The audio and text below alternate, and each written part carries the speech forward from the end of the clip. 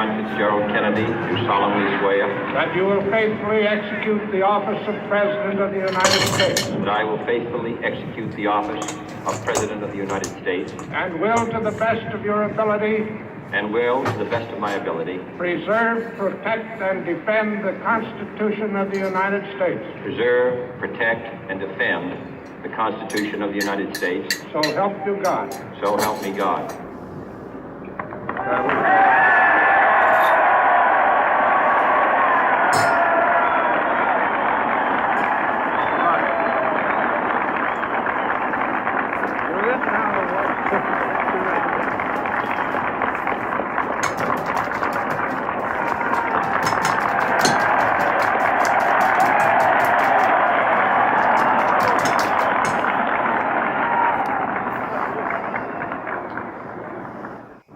Vice President Johnson, Mr. Speaker, Mr. Chief Justice, President Eisenhower, Vice President Nixon, President Truman, Reverend clergy, fellow citizens.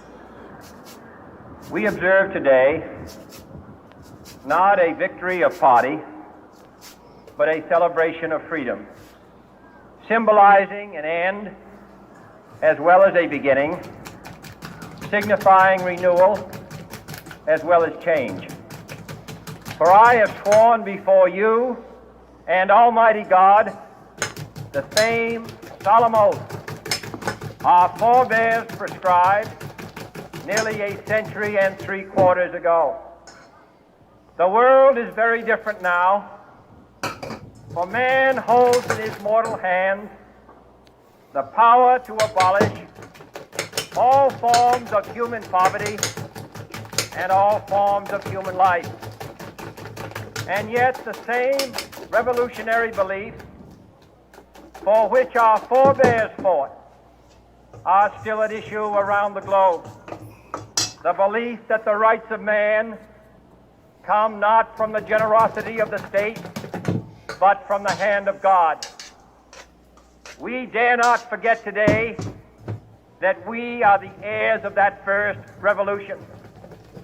Let the word go forth from this time and place to friend and foe alike that the torch has been passed to a new generation of Americans born in this century, tempered by war, disciplined by a hard and bitter peace, proud of our ancient heritage, and unwilling to witness or permit the slow undoing of those human rights to which this nation has always been committed and to which we are committed today at home and around the world.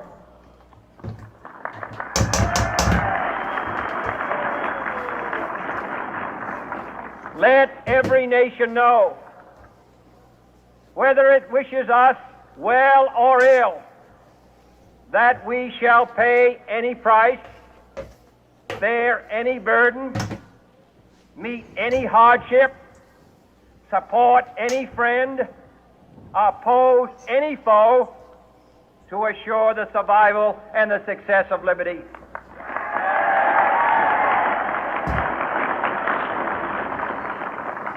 This much we pledge and more. To those old allies whose cultural and spiritual origins we share, we pledge the loyalty of faithful friends. United, there is little we cannot do in a host of cooperative ventures. Divided, there is little we can do, for we dare not meet a powerful challenge at odds and split asunder. To those new states whom we welcome to the ranks of the free, we pledge our word that one form of colonial control shall not have passed away, merely to be replaced by a far more iron tyranny. We shall not always expect to find them supporting our view, but we shall always hope to find them strongly supporting their own freedom. and to remember that in the past, those who foolishly sought power by riding the back of the tiger ended up inside.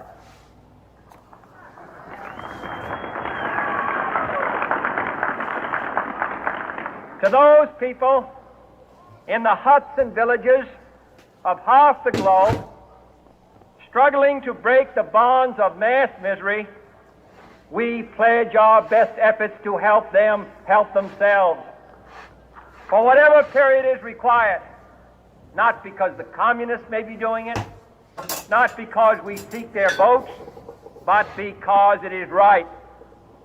If a free society cannot help the many who are poor, it cannot save the few who are rich.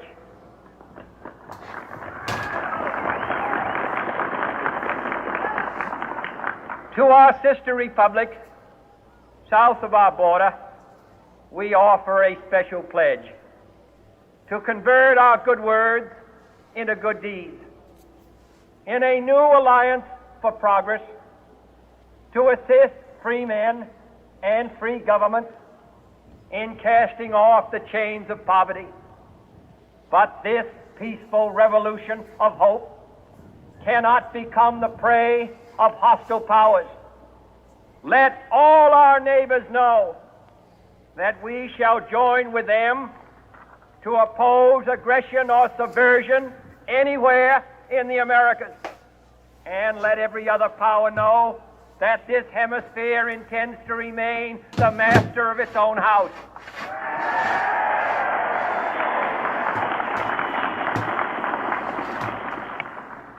To that World Assembly of Sovereign States, the United Nations, our last best hope, in an age where the instruments of war have far outpaced the instruments of peace, we renew our pledge of support to prevent it from becoming merely a forum for invective, to strengthen its shield of the new and the weak, and to enlarge the area in which its writ may run.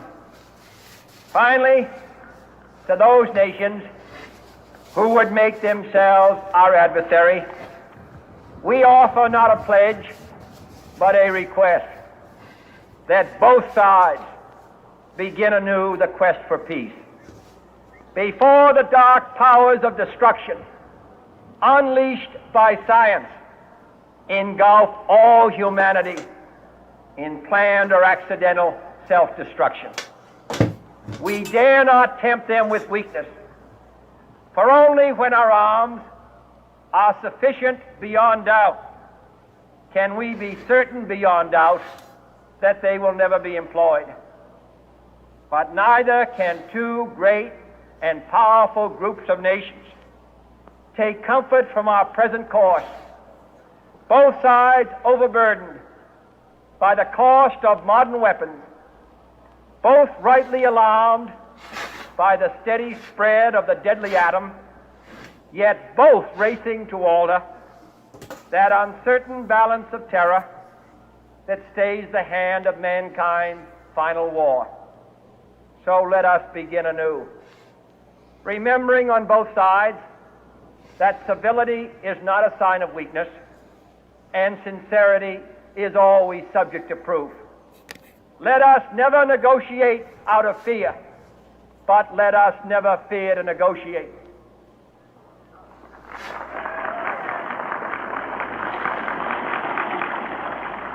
Let both sides explore what problems unite us, instead of belaboring those problems which divide us. Let both sides, for the first time, formulate serious and precise proposals for the inspection and control of arms, and bring the absolute power to destroy other nations under the absolute control of all nations.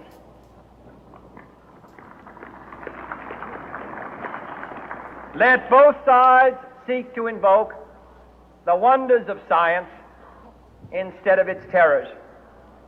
Together, let us explore the stars, conquer the deserts, eradicate disease, tap the ocean depth, and encourage the arts and commerce.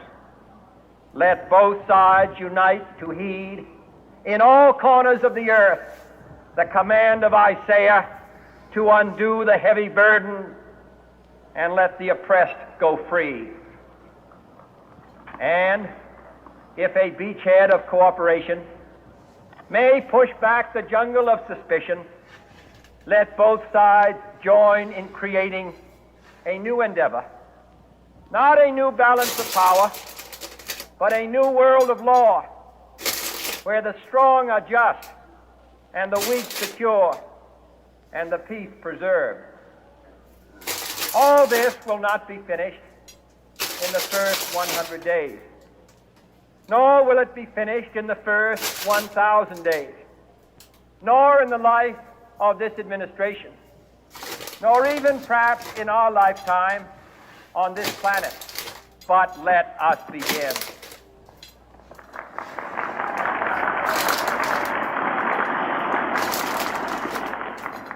In your hands, my fellow citizens, more than mine, will rest the final success or failure of our cause. Since this country was founded, each generation of Americans has been summoned to give testimony to its national loyalty. The graves of young Americans who answered the call to service surround the globe.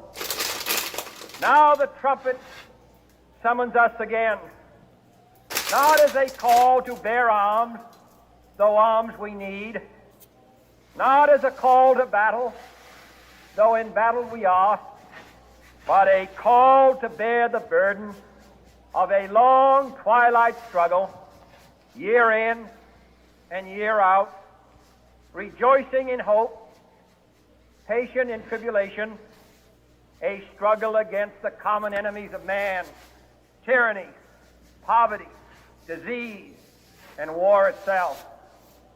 Can we forge against these enemies a grand and global alliance,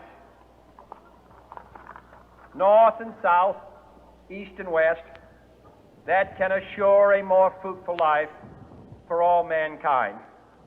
Will you join